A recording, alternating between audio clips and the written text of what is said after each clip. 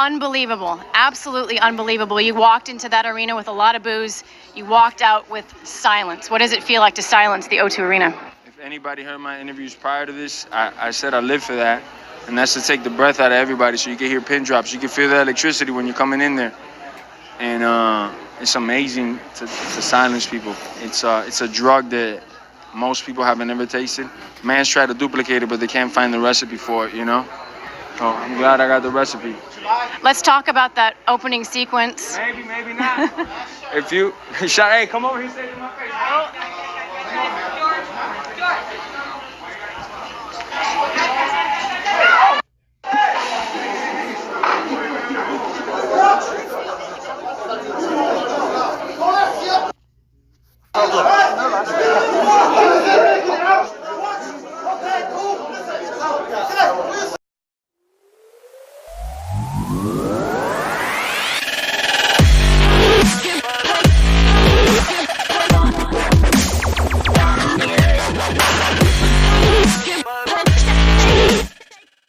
Welcome to Kyle Anthony's UFC betting show. I am Kyle Anthony, and welcome to the podcast. Welcome to the bet review show for UFC on ESPN +5, Till versus Masvidal. We're going to talk about our free play that was for purchase on Wagertalk. We're also going to talk about the 3 free plays that we gave out on our prediction show and our overall feeling on this card and the brawl after the brawl. Jorge Masvidal ended up getting into a scuffle with Leon Edwards, and it was an interesting situation there in the middle of an interview. Edwards ends up, running his mouth a little bit. Don't really know what was said there. Masvidal goes over there and 2 pieces him up a little bit. There was a couple punches. Looks like Edwards ended up getting a gash on his face from that punch.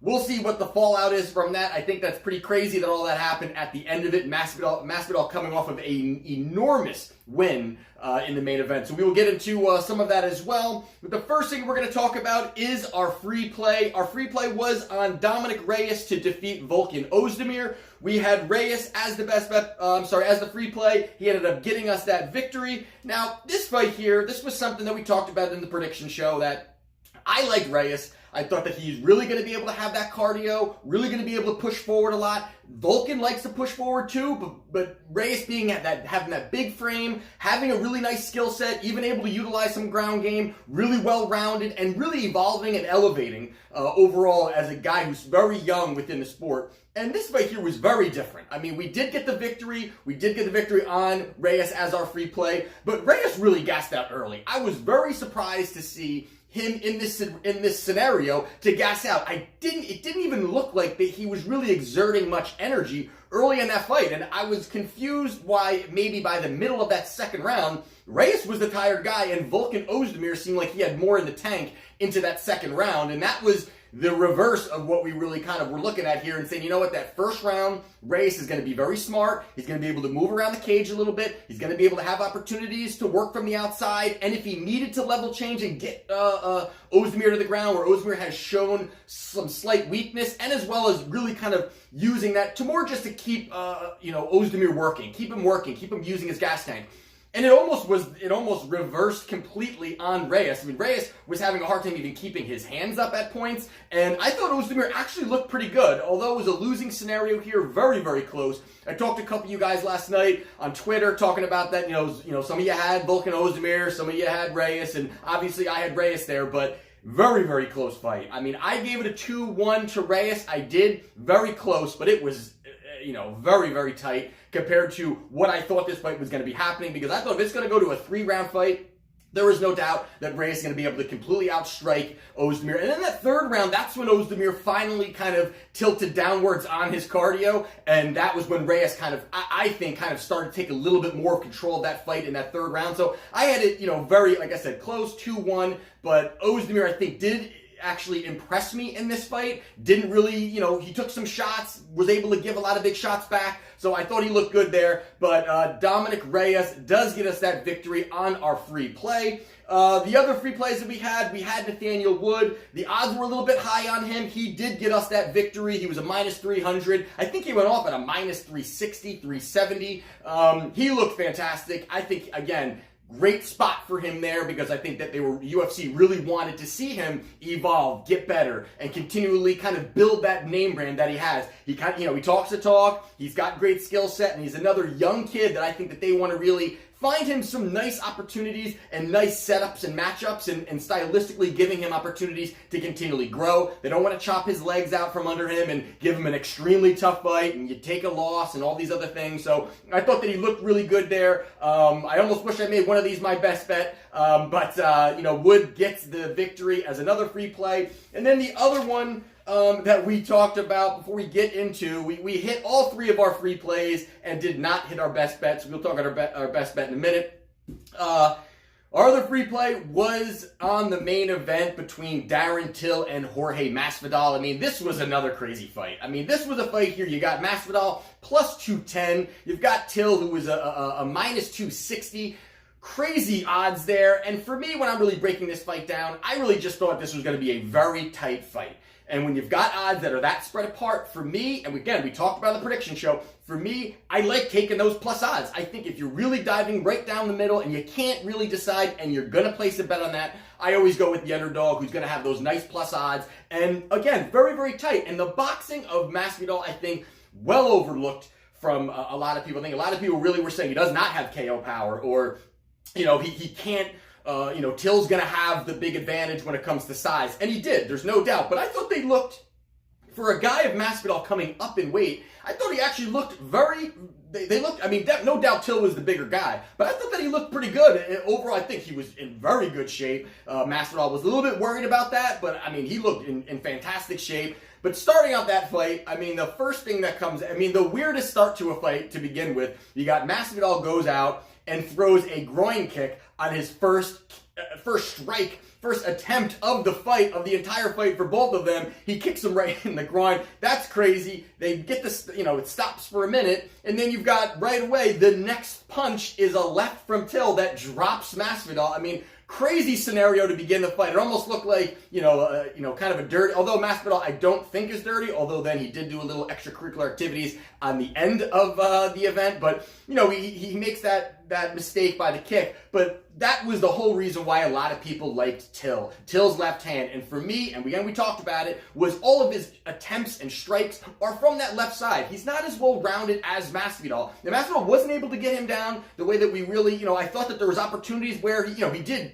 find some opportunities there, but I thought that really could have been a great path to victory for him. But the fact that he was able to push forward in that first round, I think it was a very tight first round. I think Till looked good. Till had the pressure going. They were standing, and they said they wanted to stand in the middle, toe-to-toe, blast off, have a firefight, and they did. They put on a great show. And that first round I thought was pretty tight, no doubt.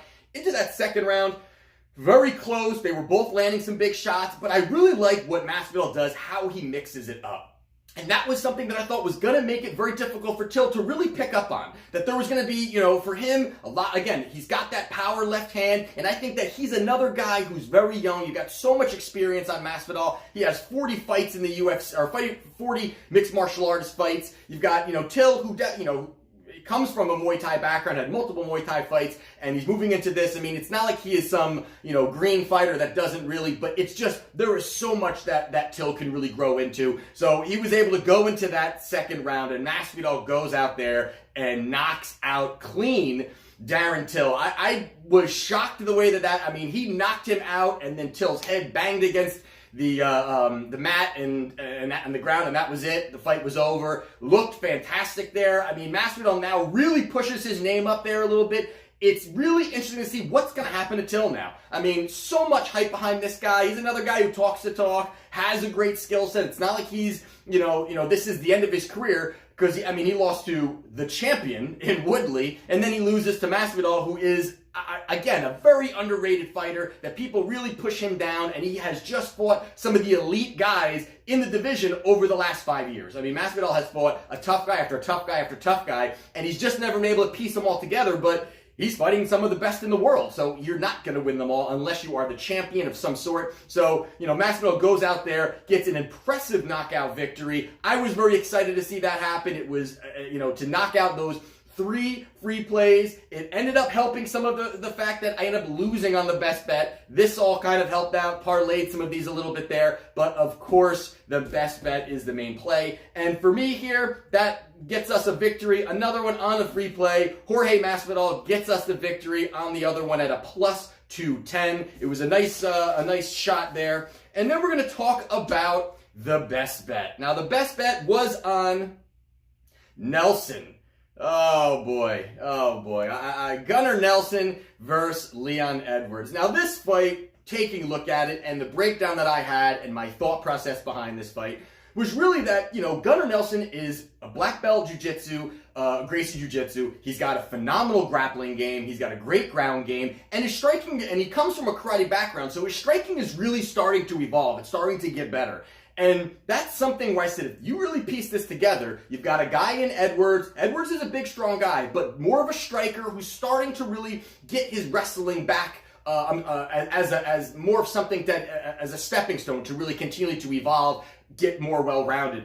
And I still didn't think he was going to have enough to really out-grapple Gunnar. And the thing that really bothered me in this fight was that, that first round, I think, the first 2 rounds were tight, was definitely tight. But Gunnar never had that sense of urgency. And that's something that, looking at his statistically, his output is not always there, but a lot of times it's because he's bringing the guy to the ground. He's starting to really, manipulate the body movement, manipulate, control of the fighter, whether it's up against the cage, whether it's on the ground. So he's not out there throwing a bunch of shots. So I wasn't expecting a lot of output, but there were points where he had Edwards in a position that I thought was pretty strong for him, that had him up against the cage, or even when he had him on the ground, Edwards, there was really no sense of urgency. He wasn't going out there throwing some hard elbows, or he kind of was very calm, which is great. I mean, that's also a good thing that he's very calm and relaxed. And I did talk about that in my rep, that he does like to, he definitely has his hands down. He's got that very relaxed demeanor when he's in the cage. But when he has those really great positions and he's got control, he's really got to get that output out there. And there were spots in there, even in that third round, there was, he maybe a minute left, minute 20 left. He ends up getting Edwards to the ground, and he really didn't do anything. And I was confused on what he was doing there. I'm kind of thinking, does he think he's got this decision? Like, is it... am I missing something? This is a razor-thin decision.